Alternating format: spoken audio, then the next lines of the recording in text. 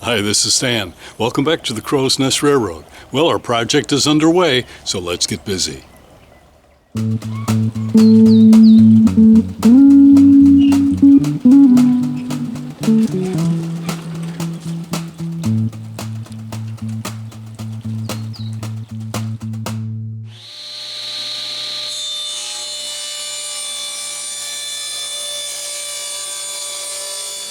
Well, before we go any further, let's get this out of the way. You can see I've got a little bandage here. I had a slight incident with the table saw, and since I show you all the time my working with power tools, I thought it was only fair to explain how I got hurt.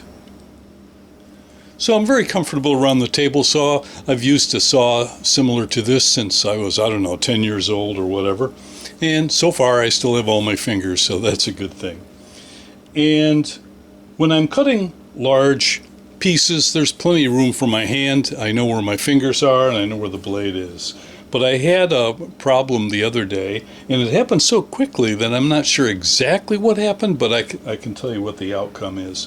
When I'm pushing some narrow pieces on the table saw, and in this case it was a small piece of pine, I think, I use a push stick, and I've got fancy ones like this gripper.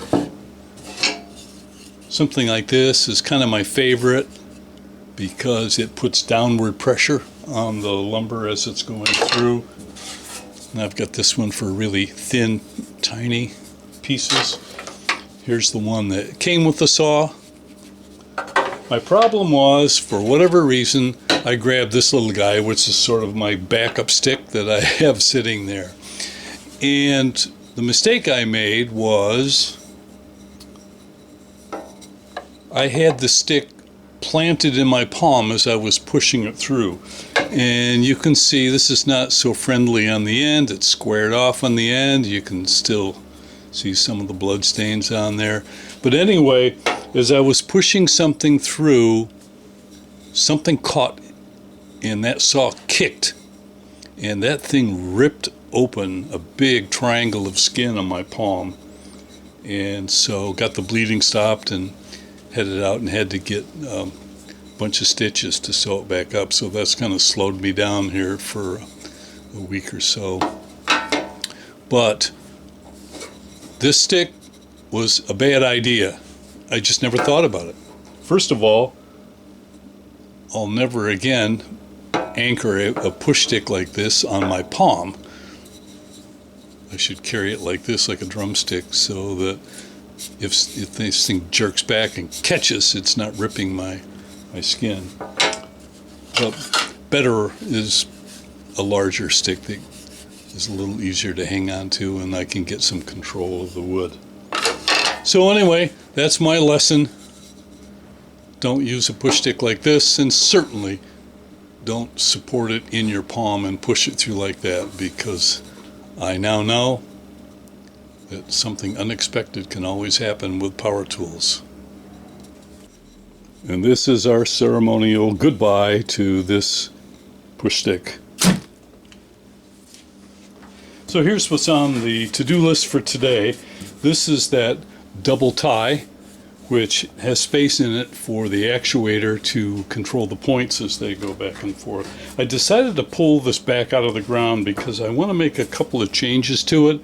Had one of those thoughts where you're laying in bed late at night and you're thinking everything through, and you go, oh, I think I should make a change to this. But anyway, so most of the change is going to be on this end. I have kind of an idea in my mind for a switch stand mechanism, and in order to make that happen, I'm going to do a little build out on this side over here, and while I'm doing that, I think I may try and put a very low reinforcing strip along the bottom, which might help with some of the infusion to keep some of that ballast from working its way up inside and potentially causing some friction on any moving mechanism.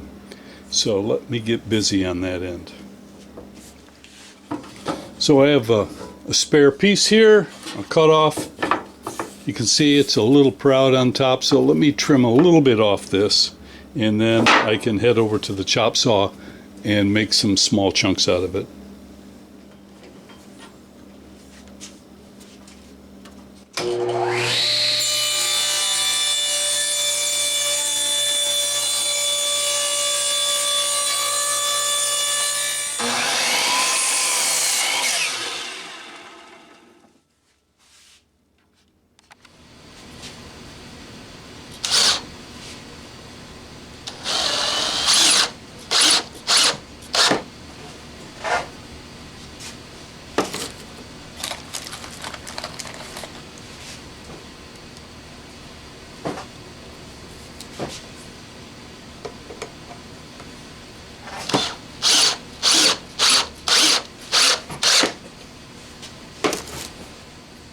Well, I'm still not able to use my drill right-handed, so going lefty is a little awkward still.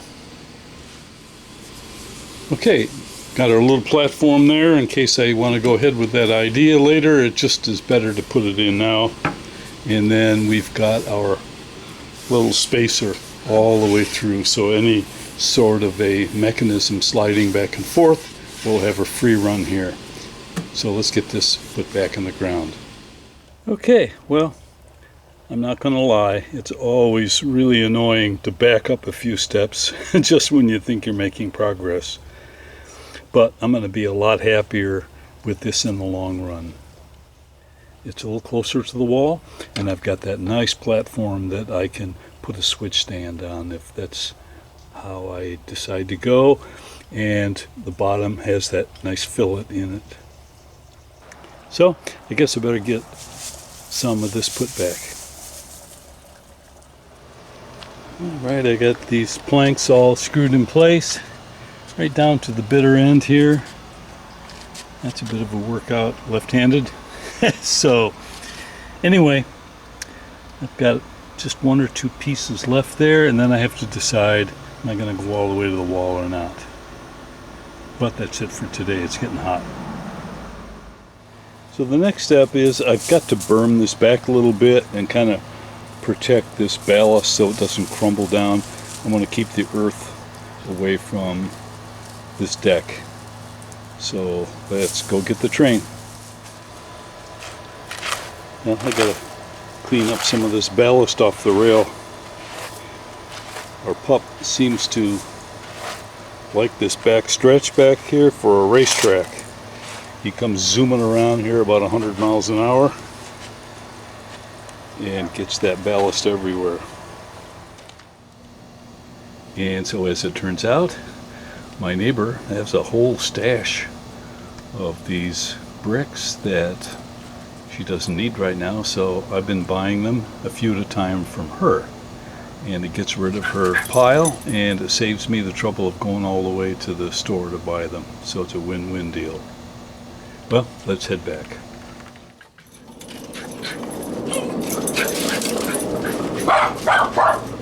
And actually, Rodney spent the night outside last night.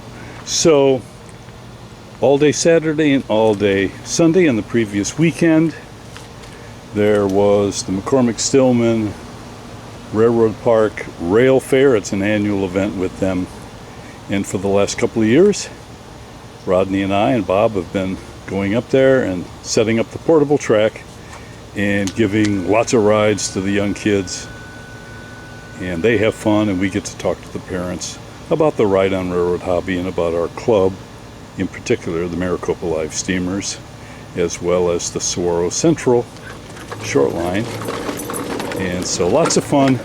And so Rodney, I had enough energy to get him unloaded from the car, but he kind of sat out in the cold last night, but actually he was out all weekend actually. So today he's going to go back in the barn and he'll sleep on his favorite pillow tonight. All right, we got our berm roughed in there, and that'll keep the erosion sort of at bay so it doesn't encroach upon the deck. I don't want that soil getting up against the treated lumber. And we've got a right-of-way between the deck over here And the sleeper's over there. And I've got just a little sample stick in there so I can judge the rough height of the bed. And you can see we're nice and level, bridging from the sleeper height here to the deck height over here. So here's our little deck, and what I decided to do is continue it all the way to the wall in the corner. So I built a little extension on the base. So this will make a great little deck for siding. And you can see I got the sleepers done. That will connect the switch over to the deck. Well, we're getting kind of long this week, so I better let you go. Anyway, you can see we've made some progress. Next time, we need to get busy on that rail. We got to start making some railroad tracks out of all this work. So that'll be next time right here on the Crow's Nest Railroad. See you then.